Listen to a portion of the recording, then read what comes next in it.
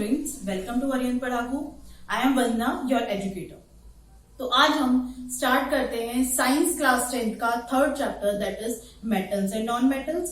तो पहले हम करेंगे डिस्कस अपनी इंडेक्स क्वेश्चंस को और फिर आएंगे एक्सरसाइज क्वेश्चन पे। तो इंडेक्स क्वेश्चन इस चैप्टर के हमारे शुरू होते हैं पेज नंबर 40 ऑफ एनसीईआरटी। तो क्वेश्चन नंबर फर्स्ट हम पढ़ते हैं पहले। Question is give an example of a metal which A is liquid at room temperature, B can be easily cut with knife, C is the best conductor of heat and D is a poor conductor of heat। तो हम देखते हैं कि ऐसी जो metals हैं किस किस में ये प्रॉपर्टीज होती हैं, स्पेसिफिक मेटल्स। ठीक है, तो सबसे पहले हम आते हैं ए। ऐसी मेटल जो हमारी लिक्विड होती है रूम टेम्परेचर पे, वो कौन सी है? क्योंकि हमें पता है कि हमारी जो जनरली मेटल्स होती हैं वो क्या होती हैं, सॉलिड और रूम टेम्परेचर। बट जो मरकरी है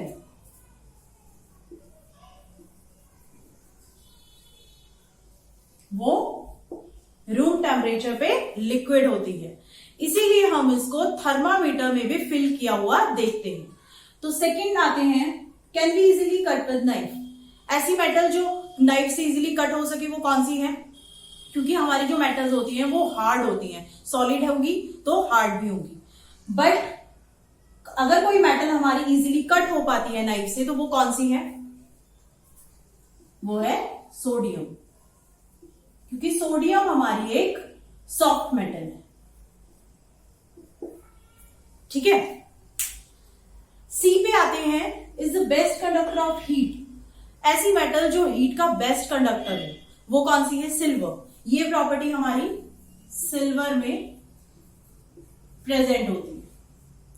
और अगर last that is poor conductor of heat, ऐसी मेटल का अगर नाम देखें तो ऐसी मेटल का नाम है लेड।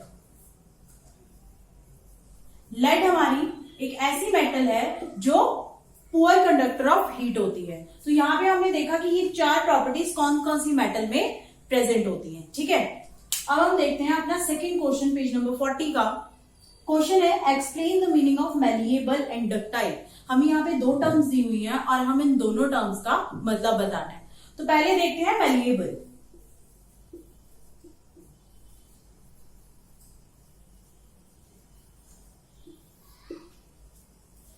देखो, ये दोनों टर्म्स मेटल्स के लिए यूज होती हैं। क्यों? क्योंकि मैलिएबल टर्म का जो मतलब होता है वो क्या होता है? ऐसी चीज जिसको हम हैमर से बीट करके इजीली थिन शीट्स में कन्वर्ट कर सके। ठीक है, क्या?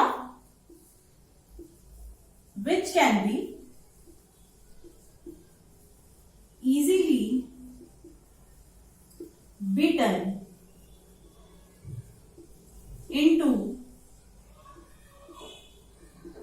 Thin sheets by hammering.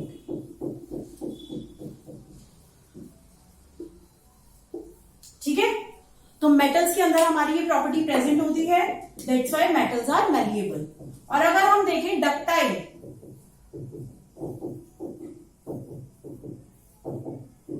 तो डक्टाइल टर्म का मतलब होता है कि जिस मेटल को हम वायर्स के अंदर डाल सके, वायर्स के अंदर ड्रॉन कर सके। ऐसी मेटल अगर हम देखें तो कौन सी होती है? कॉपर। ठीक है, तो डक्टाइल टर्म का मतलब क्या हुआ? विच can be easily drawn into thin wires. जैसे कि हम अपने घर की वायर्स में भी देखते हैं जो मेटल प्रेजेंट होती है वो कॉपर है, तो कॉपर डक्टाइल इन नेचर है। मैलिएबल मेटल्स की अगर बात करें तो वी हैव मेनी मेटल्स जो मैलिएबल नेचर में होती है। तो यहां पे हमने पेज नंबर 40 के दोनों क्वेश्चंस को डिस्कस किया। अब हम अपने नेक्स्ट क्वेश्चन की तरफ चलते हैं। तो नेक्स्ट हमारा इंडेक्स क्वेश्चन जो है इस चैप्टर का वो क्या है? Why sodium kept immersed in kerosene oil. क्यों हमारे सोडियम मेटल को केरोसिन ऑयल में रखा जाता है? Because sodium is a very reactive metal. ठीक है, sodium is a reactive metal अब इससे होता क्या है, रिएक्टिव होने की वजह से ये हमारे रूम टेम्परेचर पे ही वाटर और एयर के साथ विग्रसली रिएक्ट करना शुरू कर देती है। तो इस रिएक्शन से ही बचाने के लिए सोडियम को केरोसिन ऑयल में रखा जाता है, जिस वजह से इसकी प्रिवेंशन की जा सके। ठीक है, it reacts vigorously with air and water at room temperature.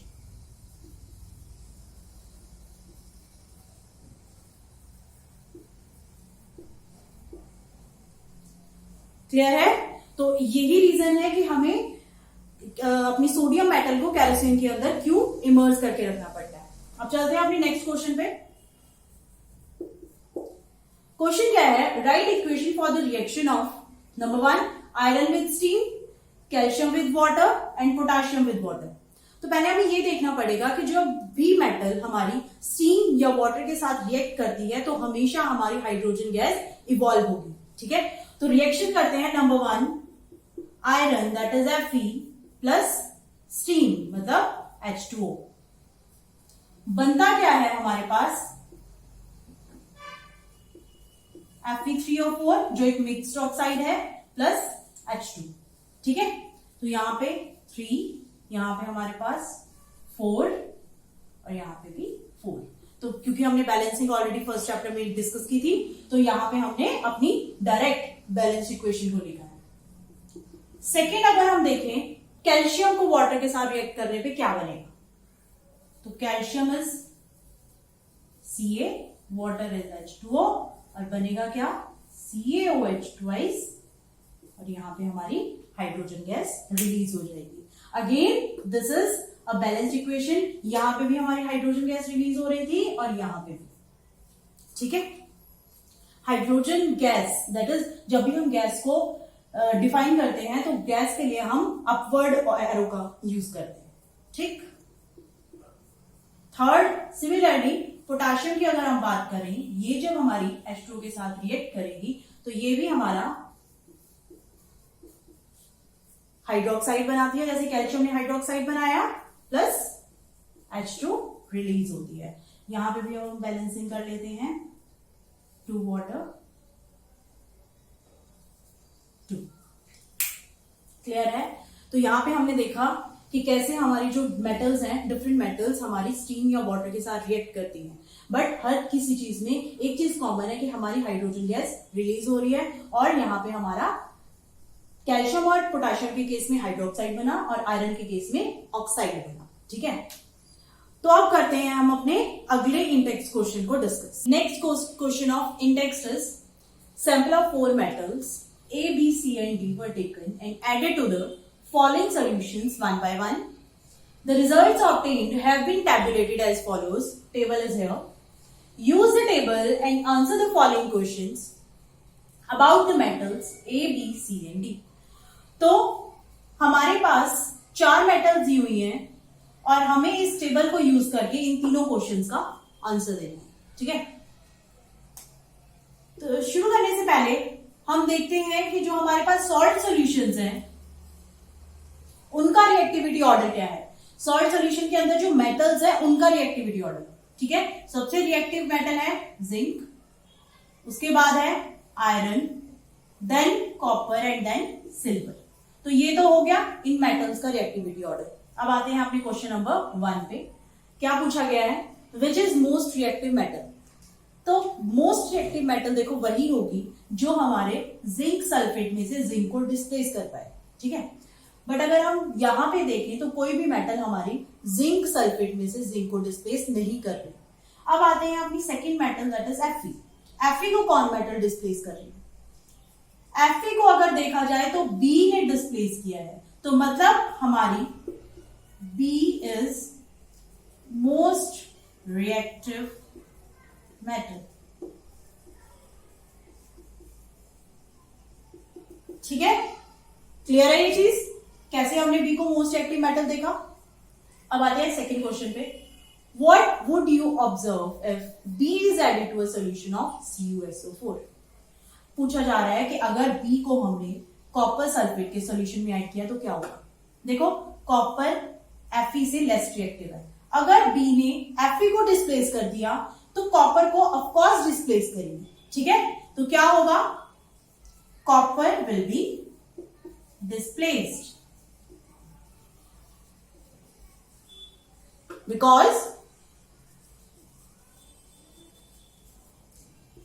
B is more reactive than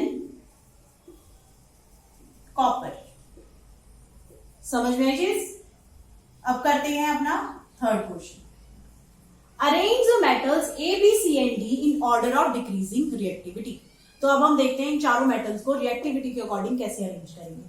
सबसे रिएक्टिव हमें पता है B है। अब पहले देखते हैं लीस्ट रिएक्टिव कौन सी होगी। देखो हमारी डी मेटल किसी के साथ भी नहीं रिएक्ट कर पा रही है, किसी को भी डिस्प्लेस नहीं कर पा रही है, तो मतलब हमारी जो डी मेटल है वो क्या है, लीस्ट रिएक्टिव। अब बचे ए और सी। ए और सी में से अगर हम देखें तो कॉपर को डिस्प्लेस किया ए ने और सिल्वर को डिस्प्लेस किया सी ने। कॉपर और सिल्वर में से ज्यादा रिएक्टिव कौन है, कॉपर। तो जो कॉपर को डिस्प्लेस करेगी वो ज्यादा रिएक्टिव होगी और जो सिल्वर को डिस्प्लेस करेगी वो कम रिएक्टिव होगी। तो मतलब हमारी मेटल ए ज्यादा रिएक्टिव है और मेटल सी ए से कम रिएक्टिव है। तो this is our decreasing order of reactivity. B is most reactive, then A, फिर सी और फिर हमारी जो लीस्ट रिएक्टिव है वो कौन सी मेटल है, डी। तो यहां पे हमने देखा कि हमने टेबल के थ्रू कैसे अपने तीनों क्वेश्चंस का आंसर दिया रिएक्टिविटी सीरीज के अकॉर्डिंग, ठीक है। तो next question is which gas is produced when dilute HCl is added to a reactive metal। Write the chemical reaction when Fe reacts with dilute H2SO4। तो पहले हम ये क्वेश्चन करते हैं। अब बोला गया है कि किसी रिएक्टिव मेटल का dilute HCl के साथ रिएक्शन क्या होगा। तो अगर हम किसी रिएक्टिव मेटल की बात करें तो रिएक्टिव मेटल हम ले लेते हैं sodium. Sodium is a reactive metal. से दिस इज अ पार्ट 1 और फिर हमारा एक दूसरा पार्ट है जो Fe और H2SO4 की रिएक्शन को दिखाएगा। तो Na की अगर हम dilute HCl के साथ रिएक्शन करें तो क्या होगा। देखो जनरली जब भी मेटल्स हमारे एसिड के साथ रिएक्ट करती हैं तो वो हाइड्रोजन गैस रिलीज करती हैं, ठीक है, और सॉल्ट की फॉर्मेशन करती हैं। तो यहां पे भी वही सेम चीज होगी। Na dilute HCl के साथ रिएक्ट करके NaCl प्लस H2 रिलीज करेगा, ठीक है। तो रिएक्शन को बैलेंस कर लेते हैं।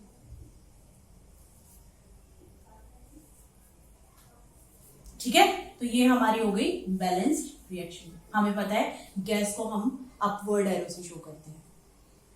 Second, right the chemical reaction when Fe reacts with dilute H2SO4। तो फिर से सेम, Fe H2SO4 जो dilute फॉर्म में है उसके साथ रिएक्ट करके ये तो पक्का है कि हाइड्रोजन गैस निकलेगी, साथ में सॉल्ट बनेगा that is FeSO4 iron sulphate, ठीक है। तो यहां पे भी हमारी H2 गैस निकली और एक सॉल्ट बना और ऊपर भी हमारा सॉल्ट प्लस H2 गैस, ठीक है। अब करते हैं next question. What would you observe when zinc is added to a solution of iron sulfate? Write the chemical reaction that takes place। देखते हैं रिएक्शन क्या पॉसिबल होगी।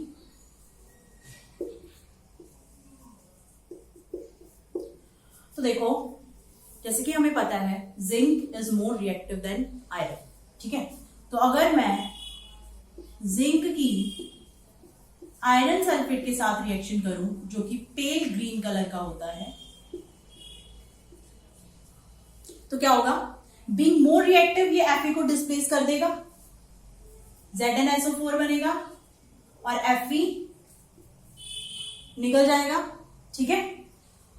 ZnSO4 क्या है, कलरलेस सॉल्ट। तो क्या चेंज हो रहा है कि हमारा पेल ग्रीन से कलरलेस की तरफ सॉल्यूशन टर्न होगा, ठीक है। तो हमें यहां पे right the chemical reaction chemical reaction लिखनी थी। This is a chemical reaction. अगर देखा जाए तो ये रिएक्शन कौन सी है, डिस्प्लेसमेंट, क्योंकि जिंक ने Fe को डिस्प्लेस किया, बीइंग मोल रिएक्टिव। तो यहाँ पे हमने क्वेश्चन नंबर 4 और क्वेश्चन नंबर 5 को डिस्कस किया है इन टेक्स्ट के। अब हम चलते हैं अपने नेक्स्ट इन टेक्स्ट क्वेश्चंस को सॉल्व करने। अगला इन टेक्स्ट क्वेश्चन हमारा क्या है, देखते हैं। Right the electron dot structure for Na, oxygen and magnesium. ये हमारा फर्स्ट पार्ट इस क्वेश्चन का। सेकेंड पार्ट है show the formation of Na2O and MgO by the transfer of electron. And third part is what are the ions present in these compounds. तो पहले हम इस question को देखते हैं और इसके फर्स्ट पार्ट पे चलते हैं। हमें इलेक्ट्रॉन डॉट स्ट्रक्चर बताना है, तो उसके लिए पहले हमें एटॉमिक नंबर पता होना चाहिए सोडियम का, वो क्या है 11। क्लियर। अब जैसे कि हम क्लास 9th में इलेक्ट्रॉन डिस्ट्रीब्यूशन करके आए थे डिफरेंट शेल्स में कैसे होता है, तो वो चीज यहां पे हमें यूज करनी होगी। 11 इलेक्ट्रॉन्स को हम कैसे डिस्ट्रीब्यूट करेंगे, 2 8 1 KLM, that is K shell में 2, L में मैक्सिमम 8 आते हैं और फिर नेक्स्ट इलेक्ट्रॉन किस में जाएगा, M। तो इलेक्ट्रॉन डॉट स्ट्रक्चर में we only show valence electrons.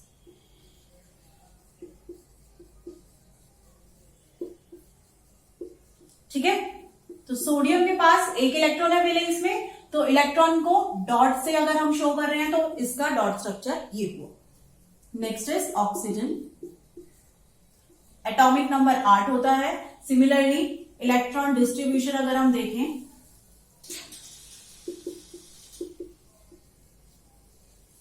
तो वो क्या होगा, 2 6 K में ये L में। स्ट्रक्चर देख लेते हैं।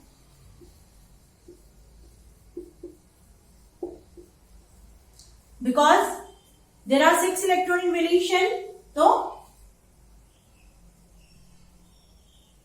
There must be 6 dots. तो ये हो गया ऑक्सीजन का। चलते हैं मैग्नीशियम, एटॉमिक नंबर होता है 12, इलेक्ट्रॉन डिस्ट्रीब्यूशन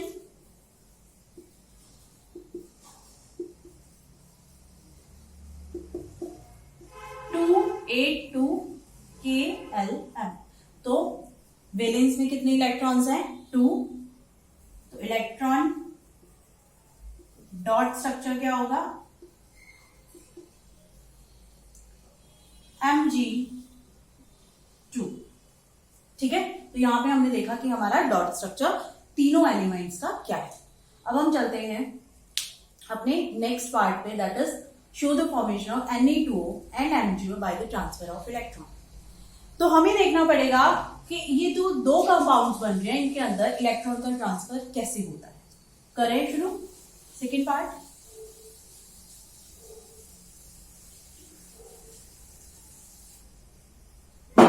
तो सेकेंड पार्ट पहले हम Na2O से स्टार्ट करते हैं। ठीक है, क्योंकि 2 Na हमारे ऐड हो रहे हैं एक ऑक्सीजन के साथ। ठीक है, अभी हम पीछे करके आए हैं, Na के पास जो वैलेंस इलेक्ट्रॉन होते हैं वो होता है 1। ठीक है, मैं Na के इलेक्ट्रॉन्स को डॉट से शो करूंगी यहां पे और ऑक्सीजन के इलेक्ट्रॉन्स को क्रॉस से। ऑक्सीजन के पास कितने वैलेंस इलेक्ट्रॉन्स थे, 6। ठीक है, यही तो चीज हो रही है, 2 सोडियम और 1 ऑक्सीजन। अब क्या होगा, ये अब भी अपना इलेक्ट्रॉन यहां पे देगा, ये भी अपना इलेक्ट्रॉन यहां पे दे देगा, तो हमारे पास ये चीज बन जाएगी। क्योंकि जो स्पीशीज इलेक्ट्रॉन डोनेट करती है वो कैटाइन बन जाती है। एक इलेक्ट्रॉन जा रहा है तो 1+ चार्ज आ जाएगा दोनों सोडियम पे, और गेन कौन कर रहा है, ऑक्सीजन। कितने, 2 इलेक्ट्रॉन, तो कितना चार्ज आया, 2 नेगेटिव। ठीक है, ये चीज हो रही है। अब इससे आगे, क्योंकि जब कंप्लीट हमारा मॉलिक्यूल बन जाएगा तो हमारे पास Na2O की फॉर्मेशन हो जाएगी। ठीक है, 2 Na positive plus O2 minus. तो यहां पे क्या था, सोडियम, ये एटम की फॉर्म में थे, यहां पे भी ऑक्सीजन, यहां पे ये आयंस बन चुके हैं, तो this is sodium ion and this is oxygen ion, ठीक है। रेदर कैटायन और एनायन, क्योंकि जिसके ऊपर पॉजिटिव चार्ज होता है उसे हम कैटायन बोलते हैं, जिसके ऊपर नेगेटिव चार्ज होता है उसे हम एनायन बोलते हैं। तो हम यहां पे स्पेसिफाई कर देते हैं कैटायन, और बना क्या, सोडियम ऑक्साइड। क्लियर हुआ? हमने Na2O की फॉर्मेशन को कैसे दिखाया, by the transfer of electron, by this. अब ऐसे ही हमें MgO that is magnesium oxide की फॉर्मेशन दिखानी है। क्लियर?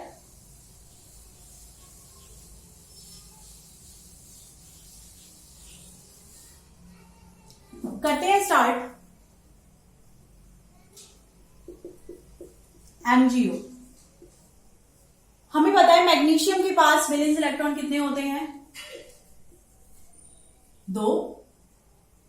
ऑक्सीजन के पास 6 ही होते हैं, and we will show them with cross. यहां से दोनों इलेक्ट्रॉन्स का ट्रांसफर हो जाएगा और हमारे पास बन जाएगा, क्योंकि 2 इलेक्ट्रॉन ट्रांसफर हो रहे हैं तो प्लस चार्ज कितना आया, Mg2 प्लस, और इलेक्ट्रॉन गेन 2 कर रहा है तो इसके ऊपर नेगेटिव चार्ज भी 2 माइनस आएगा, ठीक है। और यहां से हमारे पास क्या बन गया, MgO, क्योंकि दोनों 2 प्लस 2 माइनस कैंसिल आउट हो जाएंगे। दिस इज मैग्नीशियम एटम है, ये ऑक्सीजन एटम है। यहां पे फिर पॉजिटिव चार्ज वाले को मैग्नीशियम कैटायन या ओनली आयन भी बोल सकते हैं। दिस इज ऑक्सीजन एनायन, और बना क्या, मैग्नीशियम ऑक्साइड, ठीक है। तो यहां पे हमने देखा कि कैसे Na2O और MgO की फॉर्मेशन हो सकती है bye the transfer of electron. Third पे आते हैं, इस क्वेश्चन का third part, What are the ions present in these compounds? तो अगर हम बात करें Na2O की, Na2O में हमारे कौन कौन से आयन्स प्रेजेंट थे, sodium ions and oxygen ion. Sodium ion कितने थे, 2, और ऑक्सीजन आयन कितना था, 1। अगर MgO की बात की जाए तो यहां पे हमें दिख ही रहा है, एक हमारे पास Mg2 प्लस आयन है और एक ही हमारे पास O2 माइनस आयन। क्लियर? तो हमने इस क्वेश्चन के तीनों पार्ट्स को डिस्कस कर लिया है। करते हैं अपना नेक्स्ट क्वेश्चन स्टार्ट। तो अगला सवाल है, why do ionic compounds have high melting point? तो देखते हैं इसका रीजन क्या है। देखो, जो आयनिक कंपाउंड्स होते हैं उनके अंदर आयनिक इंटरेक्शंस बहुत स्ट्रांग होती हैं, या हम ये कह सकते हैं कि इंटर आयनिक इंटरेक्शंस बहुत स्ट्रांग होती हैं बिटवीन कैटायन एंड एनायन। तो उन इन अट्रैक्शंस को ब्रेक करने के लिए हमें बहुत लार्ज अमाउंट एनर्जी का चाहिए होता है, तभी वो ब्रेक हो पाती है। दैट्स वाई उनका जो मेल्टिंग पॉइंट होता है वो बहुत ज्यादा हाई होता है, ठीक है। तो यहां पे हमारा रीजन क्यों होता है, due to strong inter ionic attractions, ठीक है। और इसी की वजह से एनर्जी ज्यादा चाहिए होती है और मेल्टिंग पॉइंट भी हमें ज्यादा प्रोवाइड करना